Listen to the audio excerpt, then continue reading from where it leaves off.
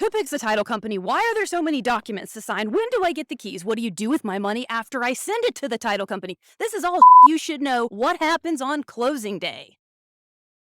So what happens on closing day, and why does no one know what a title company does? Okay, so closing day is the finish line, whether it was a marathon or a sprint to get there, it wraps everything up with a bow. You sign your name a ridiculous amount of times. If you work with a lender that really prepares you for closing, it's going to feel like a review of information that you already know. So you know how to make your payment, why your payment's structured the way it is. But essentially, you show up and sign a lot of times. But why do I have to sign so many documents? It's a great question for your lender. Typically, a document is there because of a situation that's happened in the past. Like if a lender gets burned for something, every lender in the world is then going to cover themselves with a document so it doesn't happen again. Who selects the title company in a transaction? Consumers can always choose their own title company, but most people, like you mentioned, don't really know what we do or who we are. So most clients rely on their realtors for guiding them to a title company that they know and trust to get the deal done for you. I've signed everything. I sent my money into you. When do I get the keys? That question really falls onto the agents, and it depends a lot on the seller. So a lot of sellers are happy with that. You signed your documents, you sent your funds in, they're good to let you take that property. But some want to wait until they actually have their proceeds in their account, which could take the entire day depending on when everyone signs documents. So I would just ask your realtor ahead of time before you schedule any painters, flooring companies, or movers. Ask them what to expect. Hi, what do you do with my money after I send it to the title company? So the title company is responsible for dispersing for the whole loan. We pay anything off on the seller's behalf, make sure taxes are collected for and paid. We pay out real estate commissions. So we make sure all of the financials are balanced, and then we disperse the money where it goes. And eventually the sellers get their proceeds. I'm going back in because I forgot to ask Sarah a question. Hey, Sarah, who attends closing? Realtors, buyers, sometimes a lender, and someone from the title company. Is the seller there?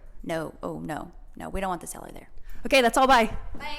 So I got the clear to close. I signed the closing disclosure. I'm on my way to the closing table. Is there always physically a table? I mean, ideally there's a table. Ideally, there's a table. Ideally there's a table. So when we say closing table, it's typically not a figurative closing table. It's an actual closing table where we're going to sign all those documents. What do I need to bring other than my physical, well-hydrated and stretched out like hands and self? So you want to bring with you your driver's license. We have to verify that the person signing the documents is indeed the human being that's on that driver's license. And other than that, you've already sent your money. Typically, we send wire information out a day or so ahead of time once they get that final number. And you've done all the hard stuff. When you get to closing, you can kind of sit down, relax, sign your name a ridiculous amount of times, and then you've done it. Yep.